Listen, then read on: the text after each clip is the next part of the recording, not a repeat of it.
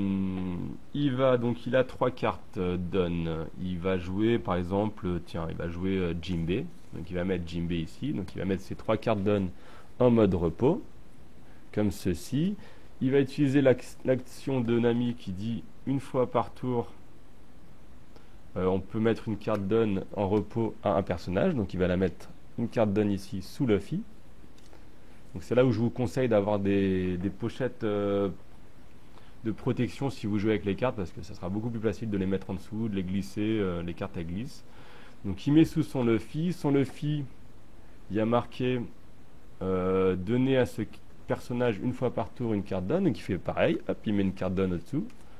Et là, vu que c'est le deuxième tour, il peut attaquer. Donc il décide d'attaquer, il dit j'attaque le leader adverse. Donc 5 plus 1 plus 1, ça fait 7000. Là, le leader adverse va falloir pour se défendre qu'il utilise... Alors, il n'a pas de bloqueur. Donc, hop, il ne peut pas jouer de bloqueur. Donc, il n'y a pas de phase de bloc. Et là, il va dire est-ce que je contre, est-ce que je prends l'attaque. Ah oui, tiens, j'ai oublié de mettre les... Là, je fais tellement vite que j'ai oublié de mettre les vies. 1, 2, 3, 4, 5. Là aussi, 1, 2, 3, 4, 5. Voilà, il y en a 5. Là, il y en a 5. Hop. Allez, donc là il y a 5, lui il a 5 plus 2, il a 7. Donc pour qu'il défende, il faut au moins qu'il ait 8000. Donc c'est ce qu'il va faire, il va jeter, hop, une carte contre, ça fait 6000. 2 cartes contre, ça fait 7000. 3 cartes contre, ça fait le fameux 8000. Il aurait pu aussi jouer une fois lui, qui aurait fait 2000, mais j'aime bien la garder, on ne sait jamais. Pour une future. Donc là ça n'a pas marché. Lui il peut pas attaquer, elle... 1000 elle va pas attaquer non plus, c'est pas intéressant. Donc maintenant c'est au tour de Crocodile. Crocodile, qu'est-ce qu'il fait? Ben il pioche une carte, voilà. Il pioche 2 cartes done, comme ceci. Et maintenant il en a 4 sur son terrain, des cartes done. 4 sur son terrain. Il va faire par exemple, tiens on peut jouer lui, la Kuma, pour 2 cartes done en repos. Hop, je joue Kuma, qui me dit que je peux regarder mes 3 premières cartes comme ceci, 1, 2, 3, et choisir dans quel ordre je veux les mettre. Sauf que cet ordre est super intéressant, donc ben, voilà, je vais les remettre sur le dessus et pas sur le dessous. 1, 2, 3, voilà, bon, ça ne servi à rien, mais c'est comme ça. C'est le jeu. Ensuite, il a 2 cartes done ici qu'il peut utiliser. Alors là, il y a 2 possibilités. Soit il va jouer ça, le crocodile, il a marqué une fois par tour. J'enlève 4 cartes et je vire un personnage adverse qui a un coût de 5. Donc je peux virer le Jimbe si je veux. Je peux virer la Nami qui n'arrête pas de mettre des cartes sous les autres si je veux. Ou il peut jouer Kuma donc il peut lui mettre, tiens, je vais lui mettre allez, une carte donne en dessous, plus une carte donne, ça fait 5000 d'attaque. Lui il a 5000, donc c'est parti, on attaque notre ami Luffy. Donc je dis, allez, j'attaque Luffy ici. Donc j'ai 5000 contre 5000. Luffy il a pas de bloqueur, il dit bah j'ai pas de bloqueur. Par contre, bah pareil, il va jeter peut-être, c'est un peu embêtant, hein. Il aurait dû mettre un bloqueur tout à l'heure, mais bon tant pis. Il va jeter un Usopp, il a sauvé la vie de Luffy. Ensuite je dis, Kuma il attaque, donc là lui il se met en mode reste. Kuma il attaque. Ah non, il peut pas attaquer, je me suis trompé. Et donc j'aurais pas dû mettre ça. Je vais trop vite. Donc là, Kuma il vient d'arriver sur le terrain, il ne peut pas attaquer. Donc j'ai mes 2 cartes là, j'aurais pu les mettre sur le leader. Ça aurait fait une attaque de 7000. Mais bon, voilà, vous avez compris le jeu. Et ainsi de suite, avec les capacités que je vous ai expliquées. Imaginons qu'il ne se soit pas défendu, Luffy, ben tac, j'aurais attaqué 5 contre 5, j'ai gagné. Luffy récupère une carte comme ça, ah bah tiens, trigger, play discard, hop, il peut jouer la carte, et voilà, il peut la jouer pour le tour d'après. Et ainsi de suite, comme je vous expliquais, Luffy, son objectif ça va être de rusher comme un bourrin. Crocodile ça va être plutôt de se bloquer stratégiquement, de prévoir le coup, d'y aller mollo, et au fur et à mesure d'embêter le joueur adverse. Donc les deux jeux se jouent bien, franchement, le bleu, le rouge, moi j'aime bien les deux. Le vert j'ai pas encore testé, et le violet j'ai déjà joué mais je suis pas très fan. Voilà, on va s'arrêter là pour la vidéo. Je vais la diviser en trois. Merci d'avoir regardé la vidéo jusqu'au bout. Je vous souhaite une bonne partie, des bonnes filets au magasin, achetez vos decks. Moi je vous retrouve pour une vidéo sur le violet et le vert, une fois que j'ai un peu plus percé les mystères du vert. Et ensuite pour une vidéo unboxing des booster box avec explication des cartes. Alors je ferai deux unboxings, hein. Je ferai un unboxing très rapide pour ceux qui sont super curieux. Ça va durer ça va pas durer longtemps du tout. C'est pour ceux qui sont curieux. Au final, je vous montre les cartes que j'ai eues dans la boîte et puis fin de la vidéo entre parenthèses.